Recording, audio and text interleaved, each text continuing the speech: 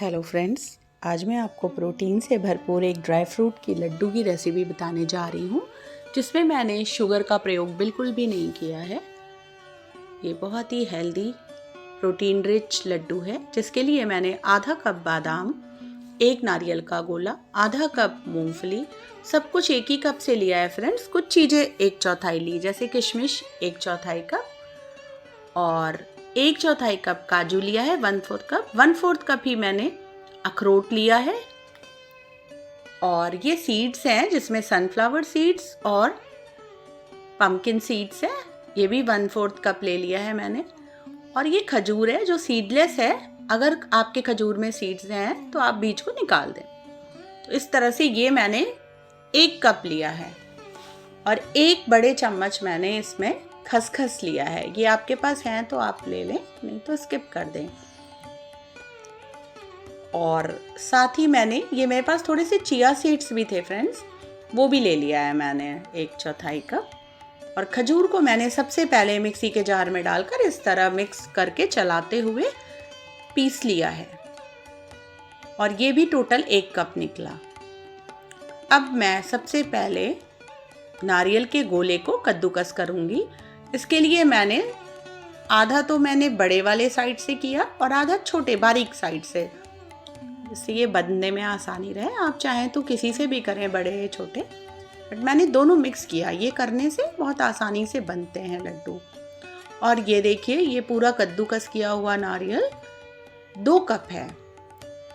अब एक कढ़ाई गरम की मैंने, और उसमें 2 छोटे चम्मच या 1 छोटा चम्मच मैंने घी डाला है, और उसमें बादाम डाल के थोड़ा सा रोस्ट किया। उसके बाद मैंने काजू डाला है, और दोनों को खुशबू आने तक भुना और निकाल लिया। बहुत देर तक नहीं भुनेंगे इसे फ्रेंड्स। तो ये काजू और बादाम भुन गए। फिर उसी घी में, जो थोड़ा सा घी है, उसी में मैंने ये जो सीड्स रखे थे, तो ये सनफ्लावर सीड्स और वाटरमेलन सीड्स है, ये मैंने भून लिया है। और इसी में लास्ट में मैंने 1 चौथाई कप चिया सीड्स डाल दिया है। ये मेरे पास पड़ा था, ये बहुत ही हेल्दी होता है, तो मैंने डाल दिया इसको भी। और एक नैपकिन से कढ़ाई को पोंछकर फिर उसी में मैंने अखरोट को भी हल्का सा भून लिया है। आप देख सकते हैं इसमें घी की मात्रा बहुत कम लगती है। और साथ ही मैंने, मेरी मूंगफली पहले से रोस्टेड थी, भुनी हुई थी, तो हल्का सा इसको भी गरम कर लिया इसमें, ताकि पीसने में आसानी रहे। और ये सभी चीज़ें भुन गई हैं, सब कुछ मैंने निकाल दिया है, हल्का सा ठंडा कर लिया है। आप चाहें तो दरदरा पीसे क्रश कर लें, नहीं तो बारीक। और ये 2 कप मखाना लिया था मैंने, तो ये 2 कप मखाना भी मैंने भुन लिया है, जिससे ये थोड़े क्रिस्पी हो जाएं। आप ऐसे सूखा ही भून लें, क्योंकि इसे ज़रूरत नहीं है घी की। और फिर उसी कढ़ाई में मैंने ये नारियल जो कद्दूकस किया था, ये डालकर हल्का सा रोस्ट कर लिया है, इसकी शेल्फ लाइफ बढ़ाने के लिए। और भुनने के बाद इसे कढ़ाई से बाहर निकाल लें, नहीं तो ये बहुत जल्दी जलने लगता है। ये हो गया, लेकिन इसे पीसेंगे नहीं, इसे खड़ा ही बनाएंगे। अगर आपको कोई प्रॉब्लम हो, दांत के नीचे बहुत ज़्यादा लगे कि आ रहा है, तो आप पीस भी सकते हैं। तो ये हो गया, और बस अब मैं इसे कढ़ाई से बाहर निकाल लूँगी, जिससे ये ठंडा हो जाए। तो ये सभी कुछ जितनी भी ड्राई फ्रूट्स थे और ये सब भून लिया मैंने।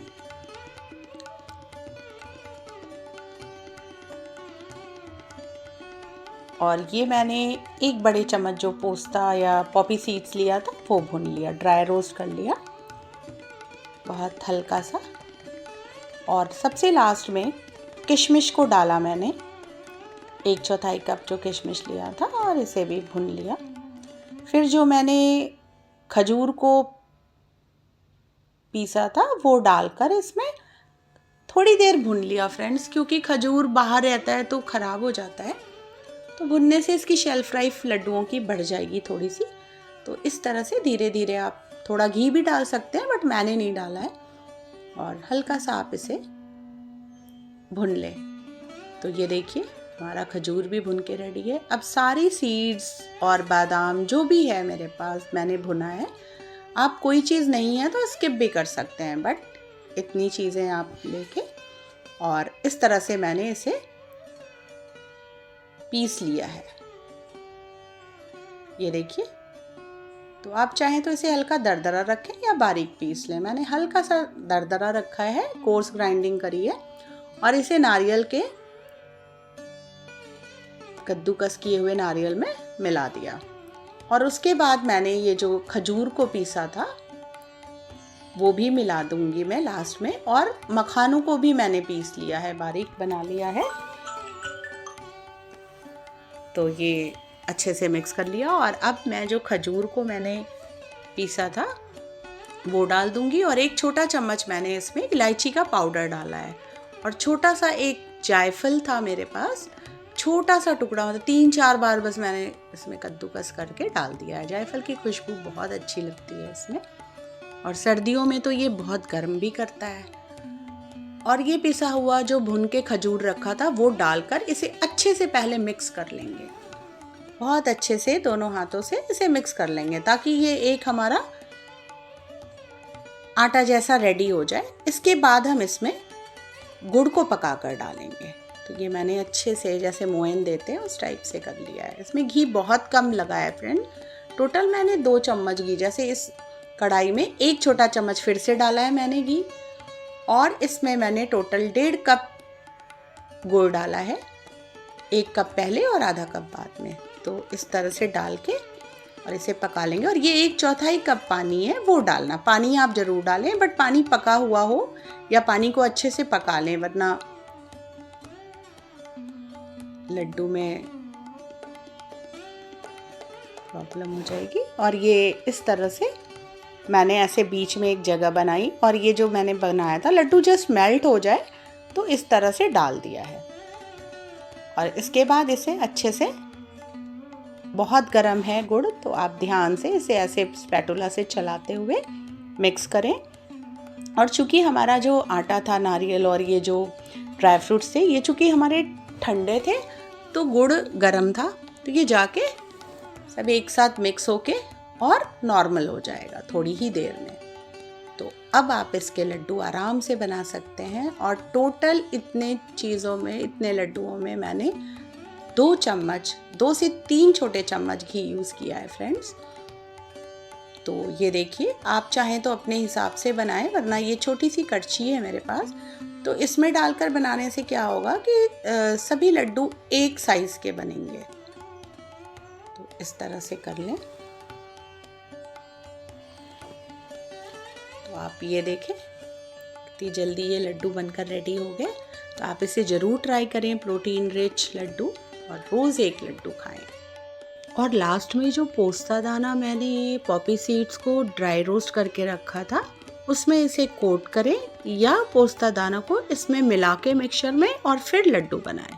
तो आप दोनों तरह से ये कर सकते हैं फ्रेंड्स। और ये प्रोटीन रिच लड्डू रेडी है। आप इसे खाएं और बताएं आपको कैसा लगा। धन्यवाद।